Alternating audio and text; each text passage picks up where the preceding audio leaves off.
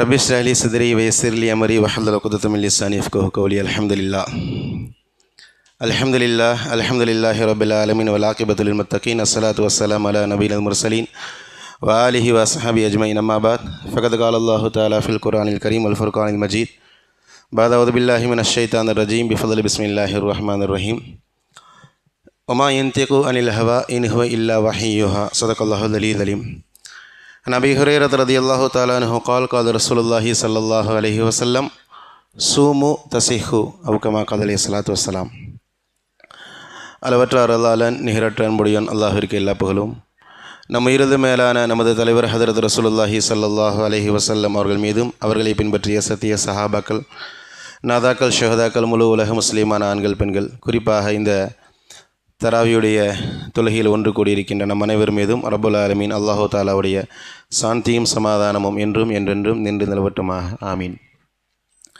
அன்பான சகோதர பெருமக்களே, அல்ஹம்துலில்லாஹ், இந்த வருடம் தராவியுடைய தொடர் பயானாக சுன்னா அண்ட் மாடர்ன் சயின்ஸ், சுன்னத்தும் நவீன அறிவியலும் என்ற தொகுப்பின் கீழே ரசூலுல்லாஹி ஸல்லல்லாஹு அலைஹி வஸல்லமுடைய சுன்னத்துகள் எந்தளவுக்கு இன்றைக்கு நவீன அறிவியலுக்கு ஒத்துப்போகிறது என்பது பற்றிய தகவல்களை எல்லாம் இன்ஷா அல்லாஹ் சுருக்கமாக பார்க்க இருக்கிறோம்.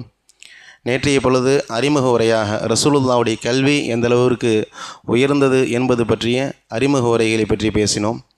இன்ஷா அல்லாஹ் இன்றைய உரையில் நபி ஸல்லல்லாஹு அலைஹி வஸல்லம் அவர்கள் நோன்பு சம்பந்தமான ஒரு அழகான செய்தி நமக்கு பதிவு செய்கிறார்கள். தபரானி ஷெரீஃபுடைய 8312வது செய்தி. அபூ ஹுரைரா ரலியல்லாஹு தஆலா அன்ஹு அவர்கள் அறிவிக்கிறார்கள், பெருமானார் ஸல்லல்லாஹு அலைஹி வஸல்லம் அவர்கள் கூறினார்கள், சூமு, நீங்கள் நோன்பு வையுங்கள், தஸிஹு, ஆரோக்கியம் பெறுவீர்கள். நீங்கள் நோன்பு வையுங்க, நீங்கள் ஆரோக்கியம் பெறுவீர்கள் என்று பெருமானார் பேசுகிறாங்க. இன்றைய உரையில் உளவியல் ரீதியான எந்த நன்மைகளையும் பேச போகிறது கிடையாது. ஆனால் ரசூலுல்லாஹ் இங்கே ஆரோக்கியம் என்று சொன்னதனால இந்த ஆரோக்கியத்தோடு இந்த நோன்பு எந்தளவு ஒத்துப்போகிறது என்பது பற்றிய முக்கியமான ஒரு சில செய்திகளை மட்டும் பார்க்கலாம். பெரிய தலைப்பு நம்ம நெட்டில் தேடணும்னு சொன்னால் நோன்புனால் என்ன மாதிரியான ஃபாயிதாக்கள் நன்மைகள் என்று மாடர்ன் சயின்ஸ் பேசுதுன்னு நம்ம தேட ஆரம்பித்தா மணிக்கணக்காக பேசுகிற அளவுக்கு அவ்வளோ கண்டென்ட்டு நெட்டில் கிடைக்குது. அல்ஹம்துலில்லாஹ். பொதுவாக நோன்பு எல்லா மதங்கள்லேயும் இருக்குது. இந்து மதங்கள்லேயும் நவராத்திரிக்கு, சிவராத்திரிக்கு, ஏகாதசி போன்ற நாட்கள்லாம் நோன்பு வைப்பார்கள். அதே போல் கிறிஸ்தவ மதங்கள்லேயும் நோன்பு இருக்கிறது. பிரபல்யமாக லென்ட்டுன்னு ஒரு நோன்பு வைப்பாங்க. ஈஸ்டர் தினத்துக்கு முன்னாடி ஒரு 40 நாள் நோன்பு வைப்பாங்க.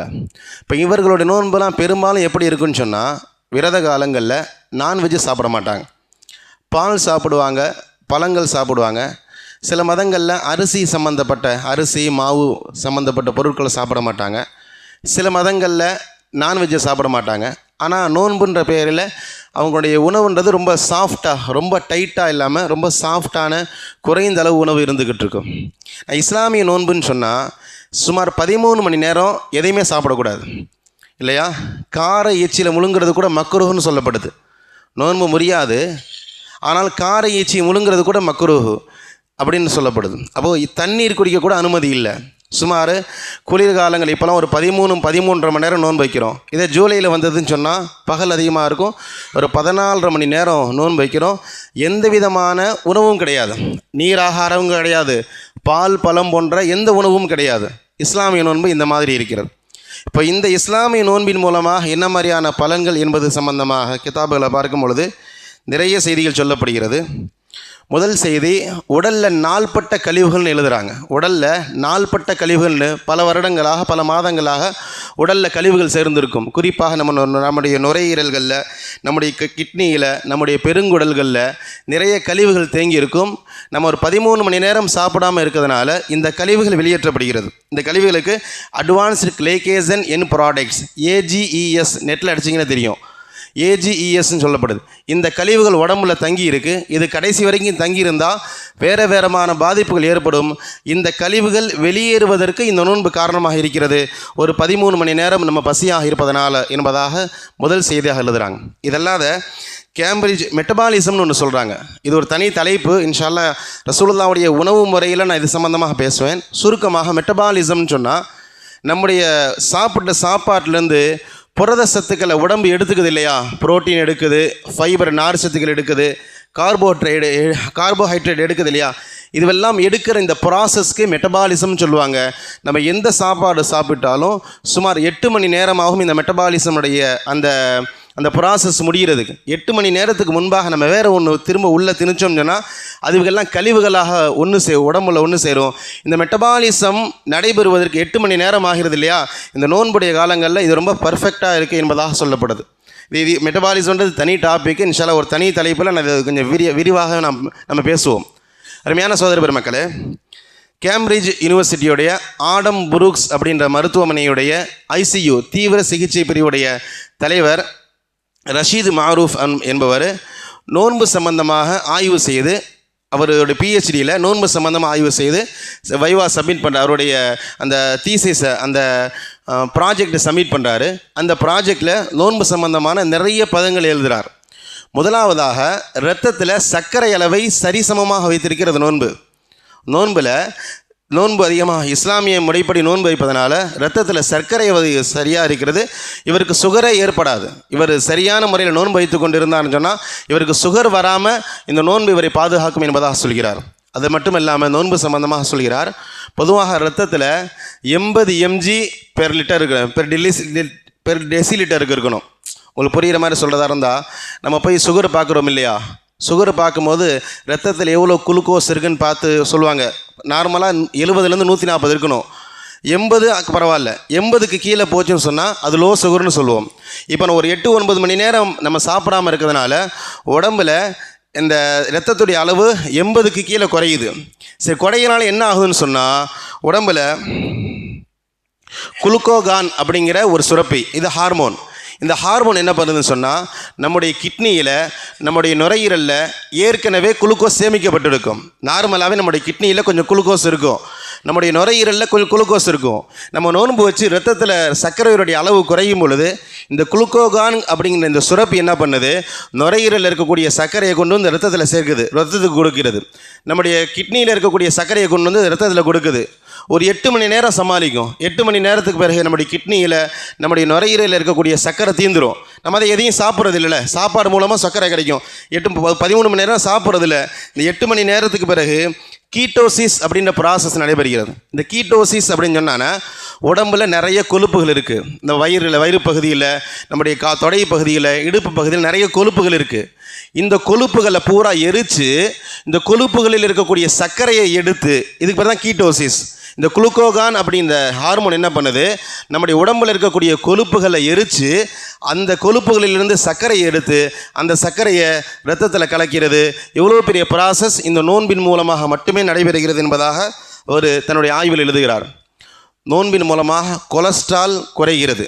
கொலஸ்ட்ரால் ஒரு அளவோடு இருக்கிறது. கொலஸ்ட்ராலுடைய அளவை குறைக்குது. கொலஸ்ட்ரால்ன்றதான் மிகப்பெரிய ஆபத்து. கொலஸ்ட்ரால்ன்றது என்னன்னு சொன்னால், இன்றைக்கி திடீர்னு ஹார்ட் அட்டாக் வர்றதுக்கு கொலஸ்ட்ரால் தான் காரணம் இல்லையா? ரத்தத்துடைய கொலஸ்ட்ரால் அளவை பார்ப்பாங்க. ரத்தத்தில் சுகர் அளவு பார்க்குற மாதிரி ரத்தத்தில் கொலஸ்ட்ரால் அளவை பார்ப்பாங்க. நம்ம ஒரு 13 மணி நேரம் சாப்பிடாமல் இருக்கிறதுனால ரத்தத்தில் கொலஸ்ட்ராலுடைய அளவை குறைச்சி ஹார்ட் அட்டாக் வராமல் பாதுகாக்கிறது. ஸ்ட்ரோக்குன்னு சொல்லுவோம் இல்லையா, பக்கவாதம், திடீர்னு கைகால் விழுந்துடுறது. இந்த ஸ்ட்ரோக் வராமல், இந்த கொலஸ்ட்ரால் குறைவதுனால ஸ்ட்ரோக் வராமல், ஹார்ட் அட்டாக் வராமல் இந்த நோன்பு நம்மை பாதுகாக்கிறது என்பதாக சொல்கிறார். மூளையுடைய செயல்திறன் அதிகரிக்குது. மூளையில் புது செயல்கள் உருவாகி சாப்பிட்டுக்கிட்டே இருந்தால் உடம்பு மந்தமாக இருக்கும். பசியாக இருக்கும்போது உடம்பு வேலை செய்யும். இயல்பாக நீங்கள் பாருங்களேன், பசியாக இருக்கிற வரைக்கும் உடம்பு மைண்டு ஃப்ரெஷ்ஷாக இருக்கும். சாப்பிட்டோன்னா மைண்ட் அப்படியே ஒரு மந்தமாக இருக்கும். பசியாக இருக்கும் பொழுது மூளையில் புதிய செல்கள் உருவாகிறது. நம்முடைய நிறைவாற்றல் அதிகமாகிறது. நம்முடைய ஞாபக சக்தி அதிகமாகிறது. பசியின் மூலமாக, நோன்பின் மூலமாக நம்முடைய நோய் எதிர்ப்பு சக்தி அதிகமாகிறது என்பதாக இவர் இந்த தீசிஸில் இந்த செய்திகளை முழுக்க அவர் பதிவு செய்கிறார். அப்போ சொல்லக்கூடிய செய்தி எல்லாமே ரஷீது மாரூஃப் என்பவர் தன்னுடைய தீசிஎஸில் நோன்பு சம்பந்தமான இந்த தீசிஎஸை சொல்லக்கூடிய செய்தி. இறுதியாக உடம்பில் கெட்ட செல்கள் அழிந்து புற்றுநோய் வராமல் தடுக்கிறது. நோன்பின் மூலமாக முன்னாடி ஹார்ட் அட்டாக் வராது, ஸ்ட்ரோக் வராதுன்னு சொன்ன மாதிரி கெட்ட செல்கள் தான் புற்றுநோய், கேன்சர் ஆகிறது. கெட்ட செல்கள் பூரா அது உடம்புலேருந்து வெளியே போயிட்டால் பிரச்சனை இல்லை. கெட்ட செல்கள் உடம்பையே தங்கிட்டான், அதுக்கு பேர் கேன்சர்னு சொல்லுவோம், கேன்சர் கட்டின்னு சொல்லுவோம். நோன்பின் மூலமாக இந்த கெட்ட செல்கள்லாம் உடம்பிலிருந்து வெளியேறி கேன்சர் வராமல் தடுக்கிறது என்பதாக சொல்கிறார். இறுதியாக உடம்பில் கார்டிசால் அப்படின்ற ஒரு சுரப்பி சுரக்கும். இந்த சுரப்பி அதிகமாக சுரந்ததுன்னு சொன்னால் இதுதான் மன அழுத்தத்திற்கு காரணமாகிறது. ஸ்ட்ரெஸ்ன்னு சொல்கிறோம்ல, மன அழுத்தம். எப்போ பார்த்தாலும் ஒரு எரிச்சலாக இருக்கும், ஒரு மனசு இறுக்கமாக இருக்கும், அடிக்கடி தலைவலி வர்றது, உடம்பு வலி வர்றது, இது எல்லாத்துக்கும் இந்த கார்டிசால்ன்ற சுரப்பி அதிகமாக சுரக்கிறதுனால ஏற்படுறது. நீங்கள் நோன்பு வச்சிங்க, ஒரு 12-13 மணி நேரம் சாப்பிடாமல் இருந்தால் இந்த கார்டிசால்ன்ற சுரப்பி குறைவாக சுரக்கும். இது சுரப்பது குறைவாக இருப்பதனால மன அழுத்தம் இல்லாமல் மைண்டு ஃப்ரெஷ்ஷாக இருக்கும், உடல் ஆரோக்கியமாக இருக்கும், உடல் வலி தலைவலி ஏற்படாமல் இந்த நோன்பு பாதுகாக்கும் என்பதாக நோன்பின் மூலமாக சொல்கிறார். இறுதியாக நோன்பு நம்முடைய இறைப்பைக்கான ரெஸ்ட்டு, நம்முடைய ஷட் டவுன் பீரியடுன்னு சொல்லுவோம். உலகத்தில் எவ்வளோ பெரிய கம்பெனியாக இருந்தாலும் ஒரு மாதம் ஒரு 40 நாள் ஷட் டவுன் பண்ணி வைப்பாங்க இல்லையா? அதனால் வியாபாரம் நஷ்டப்படும், அவங்களுடைய அதை மேனுஃபேக்சர் தடைப்படும், பல லட்சம் நஷ்டம். ஆனாலும் இதை தொடர்ந்து ஓடிச்சுன்னு சொன்னால், மிஷினரி வீணாக போச்சுன்னு சொன்னால் இதை செலவு பண்ணுறதுக்கு கோடிகளில் செலவாகும். அதனால் ப்ராடக்ட் குறைஞ்சாலும் பரவாயில்ல, எங்களுக்கு மிஷின் பாதுகாப்பாக இருக்கணும், அதனால் ஒரு வருஷத்துக்கு 1 மாதம் 2 மாதம் ஷட் டவுன் சொல்லி நிப்பாட்டி வைப்பாங்க இல்லையா? அது மாதிரி நம்முடைய இறைப்பைக்கான ஷட் டவுன் பீரியட் தான் இந்த நோன்பு. நம்ம எந்த அளவுக்கு நோன்பை அதிகமாக வைக்கிறோமோ நம்முடைய இறைப்பை பாதுகாப்பாக இருக்கிறது. தேவையில்லாத கழிவுகள் உடம்புலேருந்து வெளியேறும் பொழுது நமக்கு எந்த விதமான நோயும் ஏற்படாமல் இந்த நோன்பு பாதுகாக்கிறது என்பதாக தன்னுடைய தீசிஸில் பதிவு செய்கிறார். அருமையான சகோதர பெருமக்களே, ரசூலுல்லாஹ்வுடைய சுன்னத்தை பாருங்கள். வருஷத்துக்கு 30 நாள், 355 நாளில் ஒரு 10 கழிச்சிங்கன்னா ஒரு 30 நாள் வரும். நீங்கள் ரமதானுடைய 30 நாள் வச்சு ஷவ்வாலில் 6 நோன்பு வச்சிங்கன்னு சொன்னால் வருஷத்துக்கு 30 நாள் நோன்பு வைக்கிற மாதிரி ஆயிடும். இது போக ரசூலுல்லாஹ் எந்த அடிப்படையில் சொன்னாங்கன்னு தெரியல, ஆனால் இன்றைக்கி மாடர்ன் சைஸ் அப்படியே வியந்து பார்க்குது நோன்பை. வருஷத்துக்கு 30 நாள், மாதம் 3 நாள் நோன்பு வைக்க சொல்கிறாங்க. 30ல் 10% மாதம் 3 நாள் ஐயாமுல் பீல். ரசூலுல்லாஹ் அந்த நோன்பை ரொம்ப வலியுறுத்தி இருக்கிறார்கள் இல்லையா? வாரத்திற்கு 2 நாள், திங்கள் வியாழன் வச்சிங்கன்னு சொன்னால் மாதத்துக்கு 8 நாள் வரும். இல்லை 8 நாள்லாம் முடியாத ஹஸ்ரத் அப்படின்னா குறைஞ்சது 13, 14, 15 3 நாள் நோன்பு வச்சிங்கன்னா அந்த ஒரு மாதம் உடம்புல தேங்கக்கூடிய கழிவுகள் வெளியேறுவதற்கு இந்த ஐயாமுல் பீல் என்ற நோன்பு நமக்கு உதவியாக இருக்கிறது என்பதாக நம்ம பார்க்கிறோம். அருமையான சகோதர பெருமக்களே, இது இல்லாமல் நோன்பு சம்பந்தமாக உளவியல் ரீதியான நிறைய பலன்கள் இருக்கிறது. அதுவெல்லாம் உளவியல் ரீதியானது.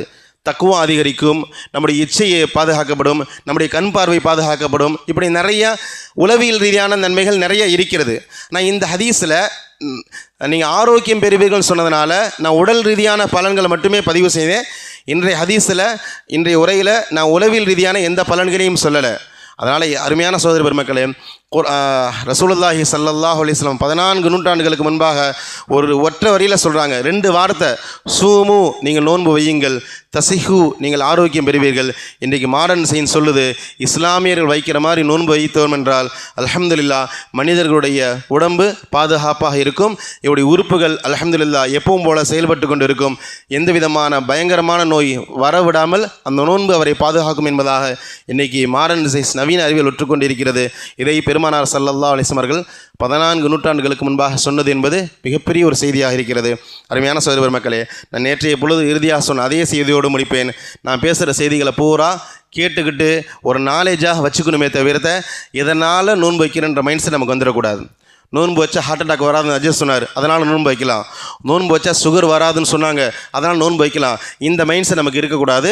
இது ஒரு நாலேஜ், ஒரு அறிவை தெரிஞ்சுக்கணும் அப்படின்றதுக்காக மட்டும்தான் இந்த மாதம் முழுக்க பேசக்கூடிய உரைகள் எல்லாமே அந்த மைண்ட் செட்டில் தான் இருக்கணுமே தவிர்த்து நம்முடைய நோன்பு என்பது அல்லாஹ் சொன்னான், அல்லாஹுடைய ரசூல் சொன்னார்கள் என்ற ஒற்றை காரணத்திற்காக மட்டுமே நம்முடைய நோன்பு இருக்க வேண்டும். அடுத்தடுத்து என்னென்ன சுன்னத்துக்களை பற்றி பேசுகிறோமோ எல்லா சுன்னத்துகளும் அல்லாஹும் அல்லாஹுடைய ரசூலுடைய திருப்தியை பெற வேண்டும் என்ற அந்த ஒற்றை நோக்கத்தோடு நம்ம செயல்பட்டால் மட்டுமே அது சுன்னத்தாக பார்க்கப்படும். அல்லாஹு தஆலா அந்த நல்ல நசீபை நமக்கு தருவானாக. அல்லாஹ்வையும் அல்லாஹுடைய ரசூலையும் அதிகமாக படிப்பதற்கும் படிக்கப்பட்ட செய்திகளை மாற்றும் அந்த சமுதாயத்தினர்களுக்கு தாவா செய்வதற்குமான நல்ல தௌஃபீக்கை, நல்ல நசீபை ரப்புல் ஆலமீன் நம் அனைவருக்கும் தந்து நல்ல புரிவானாக. வாஹிர் தாவானா அல்ஹம்துலில்லாஹி ரப்பில் ஆலமீன். அஸ்ஸலாமு அலைக்கும் வரஹ்மத்துல்லாஹி வபரகாத்துஹு.